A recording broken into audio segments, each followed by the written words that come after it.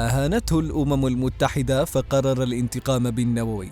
غضبه كاد أن يتسبب في كارثة بيئية، وأثار ذعرا نوويا لمدة شهر كامل بعد منعه من نصب خيمته في نيويورك. أزمة لم تحل إلا بالرضوخ وطلب الود من القذافي من خلال رسالة أمريكية شخصية له. نعم، إنه العقيد معمر القذافي. جنون القذافي.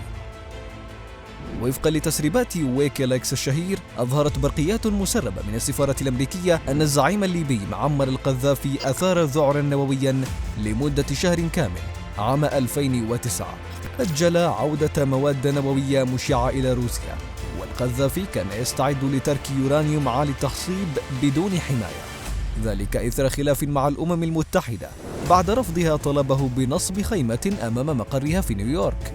وذكرت الوثائق أن الدبلوماسيين الأمريكيين أبقوا هذه الحادثة طي الكتمان بسبب الخوف من سرقة 2.5 كيلوغرام من اليورانيوم عالي التخصيب، ذلك نتيجة إجراءات الأمن السيئة والمقصودة عند منشأة تاجوراء النووية الليبية قرب طرابلس.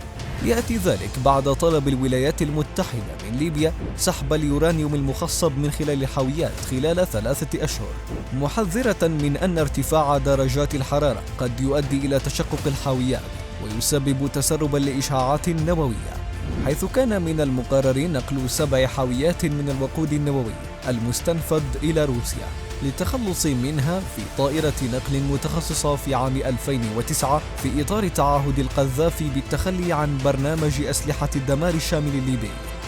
ولكن بدلا من ذلك رفضت ليبيا إعطاء إذن لتقلع الطائرة الروسية دون شحنتها، تاركة البراميل في مدرج المطار في منشأة تاجوراء وتحت حماية حارس واحد فقط. انتقام القذافي.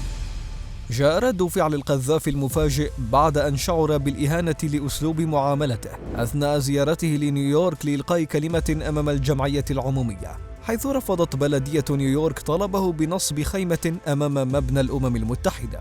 تصرف العقيد أثار قلق المسؤولين الأمريكيين والروس بشأن مصير الوقود النووي الذي تمت تعبئته في حاويات من أجل النقل فقط وليس التخزين، وأنه إذا لم يتم نقل الحاويات بسرعة فإنه ستزداد سخونتها وستحدث تشققات في البراميل المخزن فيها، مما قد يؤدي لحدوث كارثة بيئية.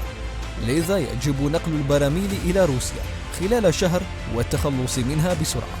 كما حرص المعنيون إبقاء الأمر طي الكتمان نظرا للطبيعة الخاصة لنقل اليورانيوم عالي التخصيب مع الأمن والحراسة السيئين للمنشأة النووية، فإن ذلك يمكن أن يشكل مخاوف أمنية خطيرة جدا. وبالأخير لم تحل الأزمة إلا برسالة شخصية للقذافي كانت من وزيرة الخارجية الأمريكية هيلاري كلينتون تؤكد له التزام الولايات المتحدة بتطبيع العلاقات مع ليبيا، ليستقبل القذافي هذه الرسالة بشكل إيجابي ليعود ويأمر بتشديد إجراءات الأمن والسلامة حول المواد النووية لحين نقلها إلى روسيا. وتم ذلك بالفعل وبنفس العام بطائرة روسية مخصصة لذلك.